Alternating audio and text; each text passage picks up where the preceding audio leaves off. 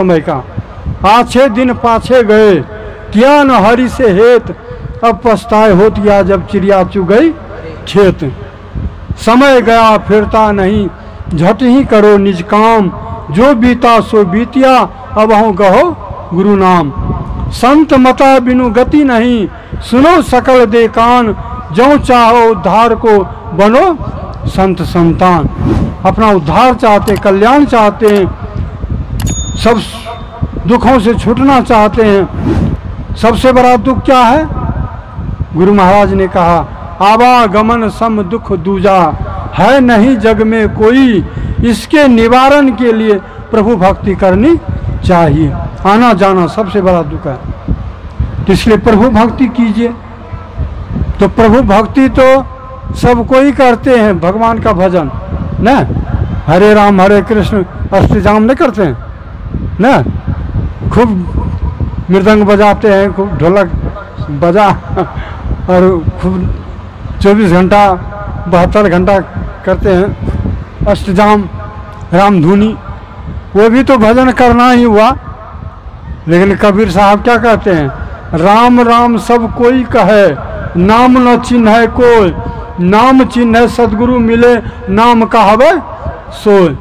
वह भजन से आपका बेड़ा पार नहीं होगा, 84 लाख जोनी नहीं मिटेगा।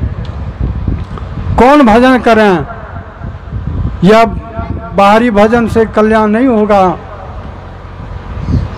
कोई व्रत करते हैं, कोई तीर्थ करते हैं, तीर्थ व्रत भी करते हैं, कोई मूर्ति पूजा ही करते हैं, कितनों मूर्ति पूजा कर लें,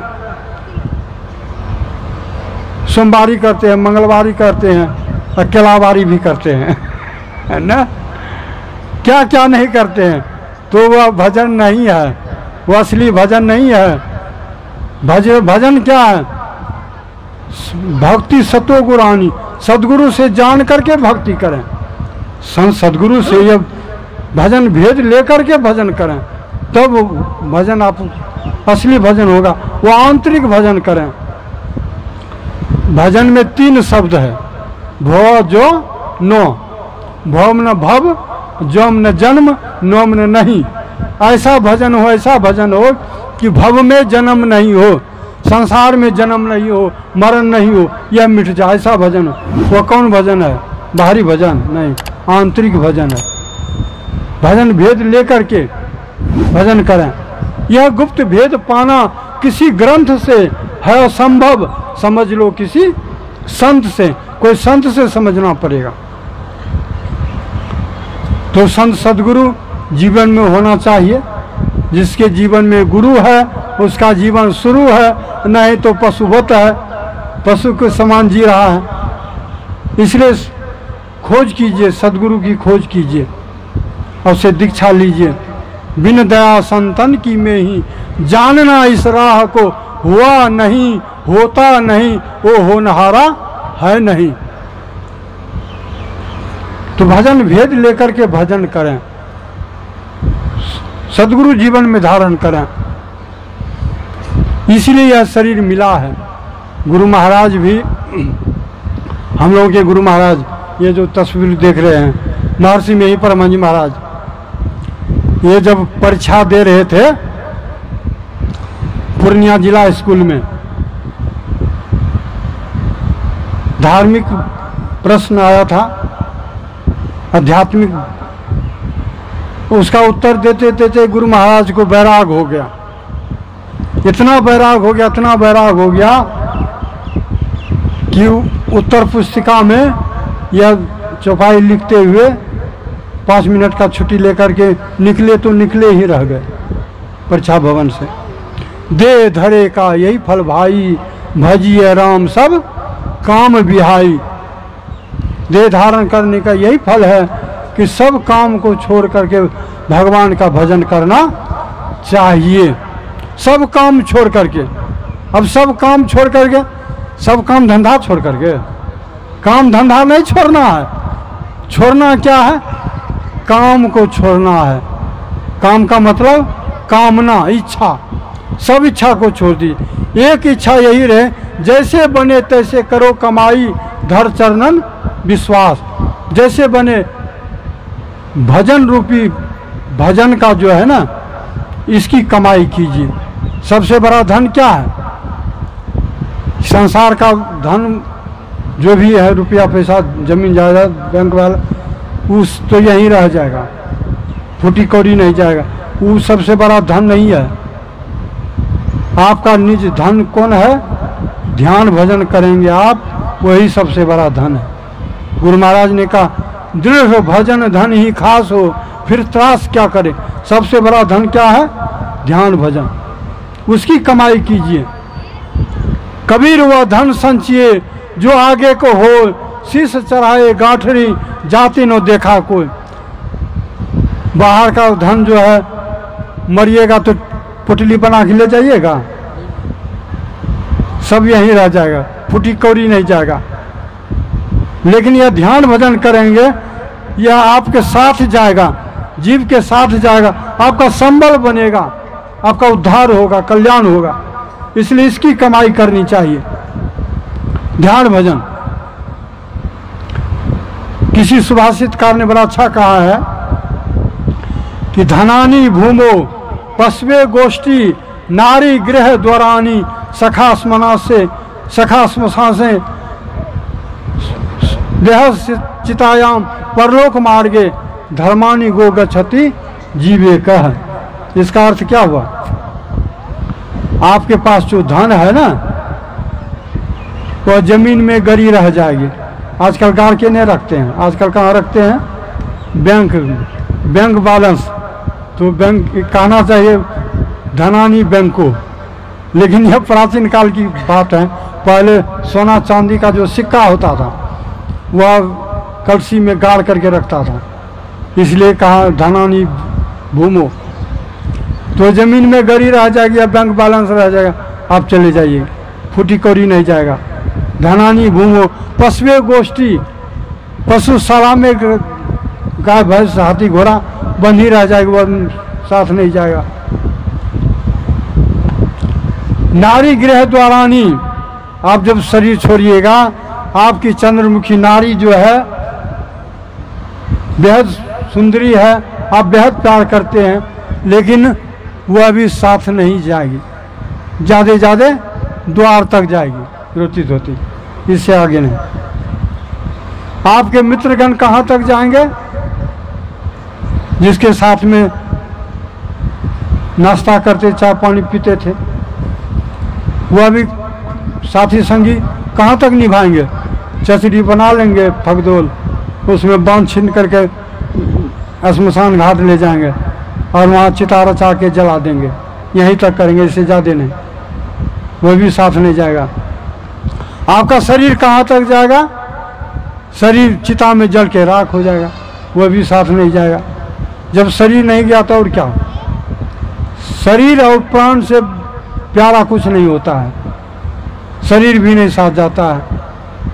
और अब इस लोक की बात तो खत्म हो गई, अब परलोक की बात। आप शरीर छोड़ करके परलोक में गए तो साथ में क्या जाएगा? धर्मानी गो गच्छति जीवे कह, आपके साथ धर्म ही जाएगा। धर्म का काम किए रहेंगे वही जाएगा, दान पुण्य किए रहेंगे वही साथ जाएगा, सत्संग ध्यान किए रहेंगे, करवाए हैं तो वही पुण्य जाएगा साथ में, और कुछ नहीं जाएगा। इसलिए दान पुण्य बढ़ चढ़ के करना चाहिए।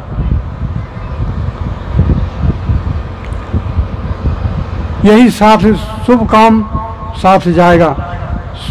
कहते हैं भगवान श्री कृष्ण, धर्मो रक्षति रक्षतः, धर्म की रक्षा यदि आप करेंगे तो धर्म भी आपका रक्षा करेगा, धर्म आपके साथ जाएगा। इसलिए धर्मात्मा बने, धर्म का काम करें, सत्संग करें, करावे, पुण्य कर्म करें जरूर।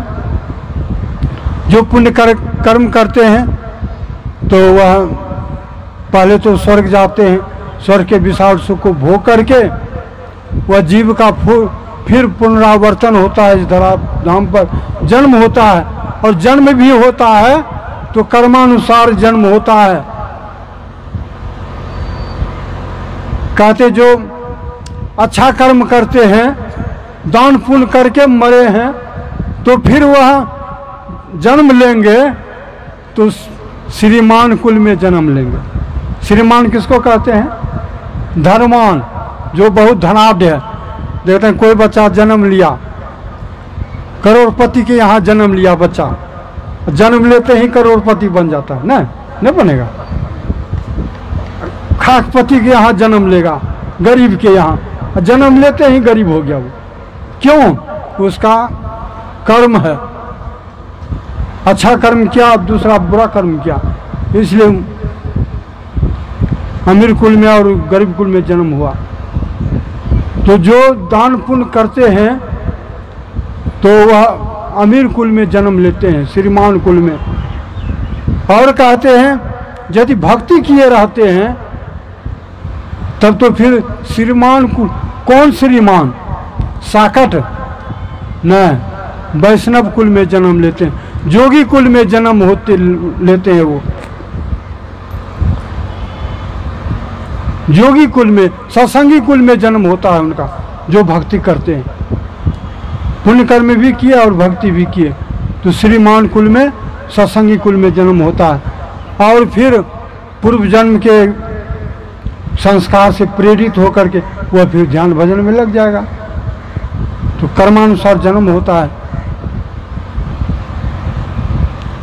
इसलिए कहते हैं, कबीर साहब कहते, सुकृत कर ले नाम सुमर ले, को जाने कल की, जगत में खबर नहीं पल की। एक पल का भी खबर नहीं कब क्या हो जाएगा, कब काल के गाल में चले जाएंगे, इसका ठिकाना नहीं है। न बालक न यौवने, नहीं वृद्धि कछु बंद, वो अवसर नहीं जानिए, जब आ पड़े जम फंद। देखते हैं बच्चा भी मर जाता है, किशोरावस्था का होकर के मर जाता है न। देख रहे हैं कोई जवान होकर के नई नवीली शादी करके दुल्हन लाए हैं, बहुत अरमान है, यह करेंगे वह करेंगे, लेकिन अपनी गाड़ी से जाते हैं, बस से ट्रेन से, दुर्घटनाग्रस्त हो जाते हैं। राम नाम सब अरमान के अरमान धरे रह जाते हैं। और बूढ़ा व्यक्ति तो मरेगा ही, पका फल के समान है, कब गाछ से टूट जाएगा, कब मर जाएगा, ठिकाना है। लेकिन ऐसा भी बच्चा है जिसका जन्म भी नहीं हुआ है, माँ के पेटे में है, पेटे में मर जाता है, मरा हुआ बालक जन्म लेता, कोई ठिकाना है?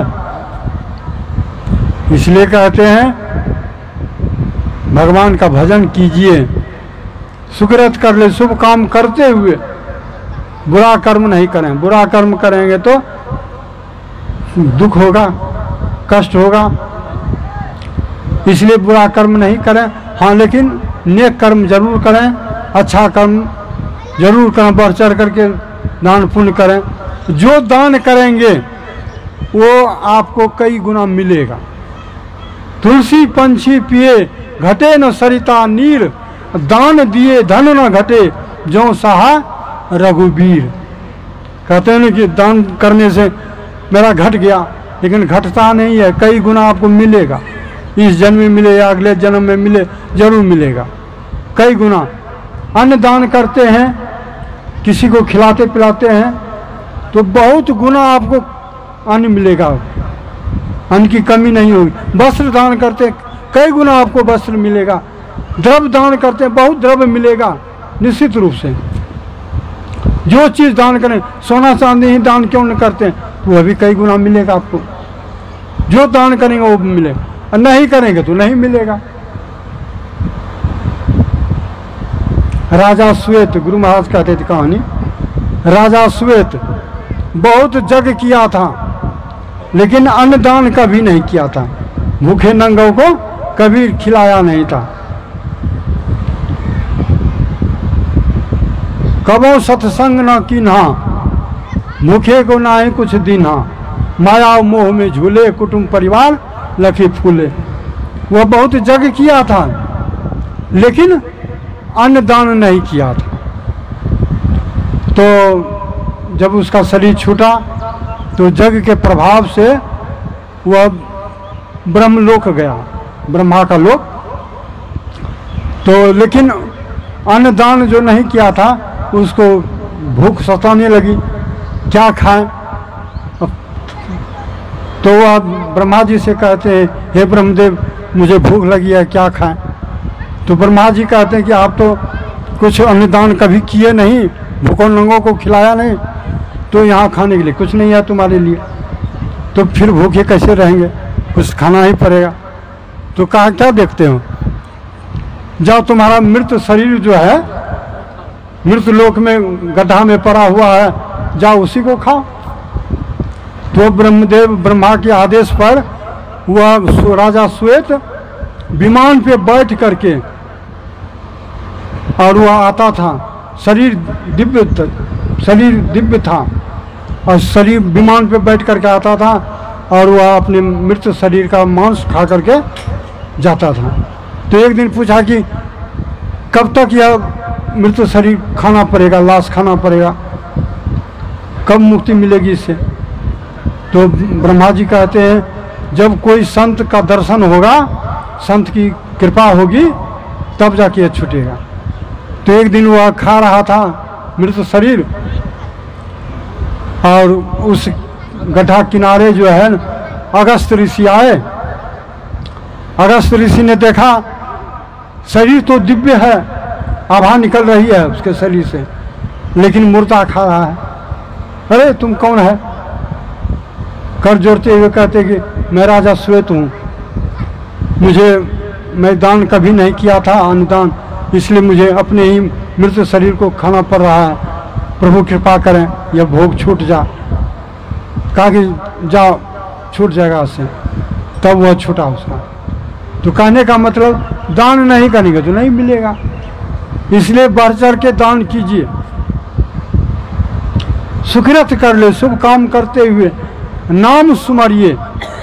यदि आवागमन के चक्र से छूटना चाहते हैं तो भगवान का भजन कीजिए सदयुक्ति लेकर के, नहीं तो बहुत पुण्य करेंगे, चाहेंगे कि आवागमन के चक्र से छूट जाएंगे तो यह संभव नहीं है। बहुत पुण्य करेंगे, सोना चांदी ही दान क्यों नहीं करेंगे, लेकिन आवागमन के चक्र से नहीं छूट सकते, इसके लिए भजन करना पड़ेगा तभी छूट सकते हैं। दान पुण्य करेंगे, सोना चांदी दान करते हैं, लेकिन भजन नहीं करते हैं तो निज जोनी में चले जाएंगे, हाथी बन जाएंगे। देखते हैं हाथी को भी जो सोना चांदी की जेवर से सजाया जाता है ना, हाथी के शरीर में भी सोना चांदी जो दान किए हैं उसका भोग लीजिएगा, लेकिन आवागमन का चक्र नहीं मिटेगा। हाथी का शरीर मिल जाएगा, कुत्ता का शरीर, सियार का शरीर, कौन कौन शरीर मिलेगा पता नहीं। 184 भरम के ओ पे अटके आए, अब की पास आना पड़े फिर 84 को जाए। 84 में घूमते रहिए, भजन करेंगे थोड़ा थोड़ा भी तो फिर यह आवागमन का चक्र छूट जाएगा एक न एक दिन, एक न एक जन्म में। इसलिए हम लोगों को यह शरीर मिला है भगवान का भजन करने के लिए, इसलिए थोड़ा थोड़ा भजन करना चाहिए। अभी वर्तमान में हम लोगों के गुरु महाराज महर्षि में ही परमहंस जी महाराज पूर्ण संत थे, पूर्ण गुरु थे। इनको गुरु बनाइए, सदयुक्ति लीजिए, भजन भेद लीजिए और थोड़ा थोड़ा भजन कीजिए, तब कल्याण होगा। गुरु धारण करें तभी बेड़ा पार होगा। अभी पाठ में सुने ये कहानी, कह करके मैं विराम दूंगा। नर्तन भव बारिधि कह बेरो, सन्मुख मरुत अनुग्रह मेरो, करनधार सदगुरु दृढ़नावा, और दुर्लभ साज सुलभ करी पावा। यही पाठ में सुने तो कहते हैं यह शरीर जो हम लोगों को मिला है ना, यह शरीर नाव मिल गई है। यह क्या है? शरीर नाव है। नदी पार करने के लिए क्या चाहिए? नाव चाहिए। और क्या चाहिए? अनुकूल वायु चाहिए, हवा, अनुकूल हवा। यदि पछिया हवा बह रही है तो मल्लाह क्या करता है? पाल टांग देगा। उस पछिया हवा कारण से नाव जो है ना पश्चिम से पूरब की ओर अनायास चली जाएगी ना, पाल टांग देगा। तो अनुकूल हवा चाहिए। और क्या चाहिए? केवट चाहिए, खेलने वाला केवट चाहिए, तब ना हम नदी पार करेंगे। उसी तरह से यह भव सागर में जो हम लोग पड़े हुए हैं, आना जाना लगा हुआ है, भव सागर, भव माना संसार, यह सबसे बड़ा सागर है। इसको पार करना चाहते हैं तो 3 चीज़ों की आवश्यकता है। पहली है नाव, यानी मनुष्य शरीर क्या है? नाव है। नाव मिल गई है और ईश्वर की कृपा से ही यह मनुष्य शरीर मिलता है। तो मनुष्य शरीर जो है ना, ईश्वर की कृपा से मिलता है। तो ईश्वर की कृपा क्या है? अनुकूल वायु है, हवा है। और चाहिए अब चलाने वाला नाव को। तो कौन है? मल्लाह। तो मल्लाह कौन है? सदगुरु हैं। कहते हैं इसलिए गुरु से मेल करो गवारा, गुरु से मेल करिए। क्या सोचत बारंबारा, गुरु से कर मेल गवारा, क्या सोचत बारंबारा। जब पार उतरना चाहिए तब केवट से मिल रहिए, जब उतर जाए भव पारा तब छूटे यह संसारा। पार उतरना है तो केवट से मिलना पड़ेगा ना।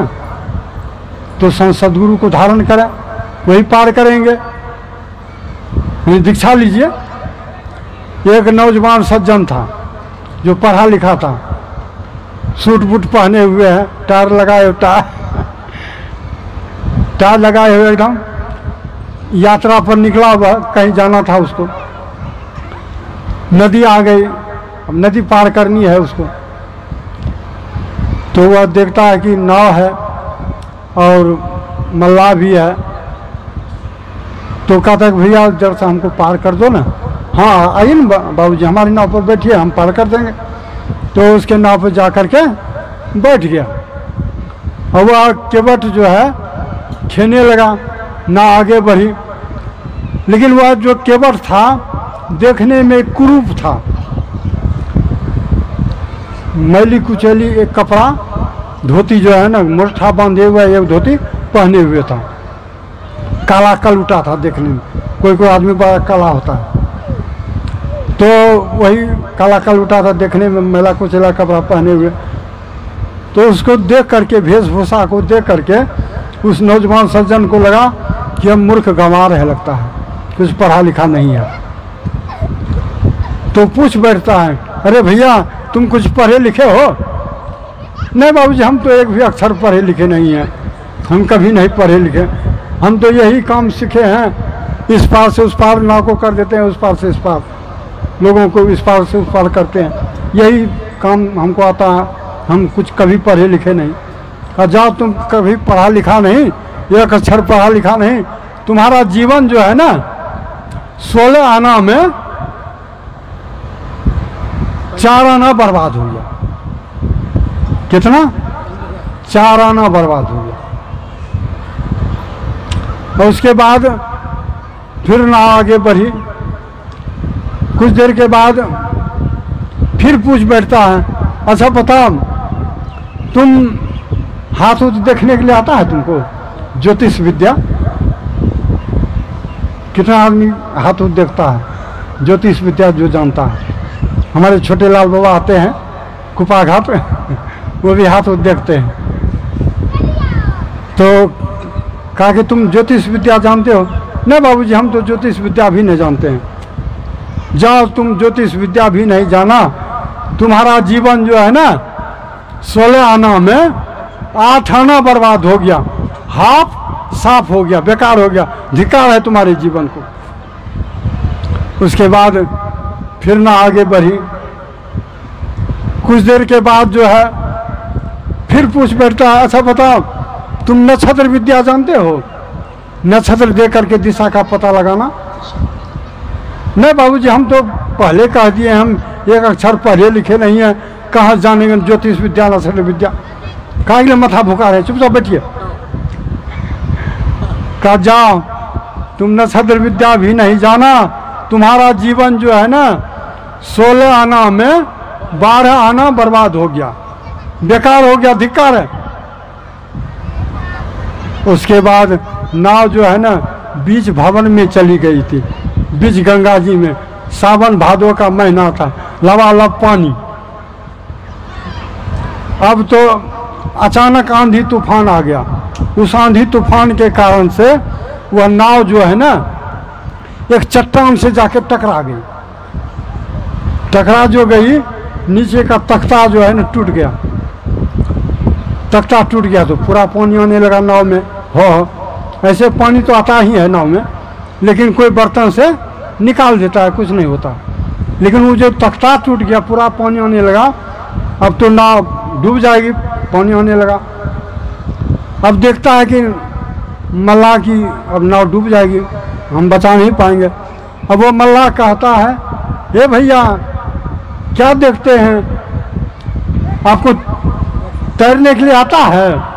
कहना हमको तैरने के लिए नहीं आता है। तैरने के लिए नहीं आता है आपको?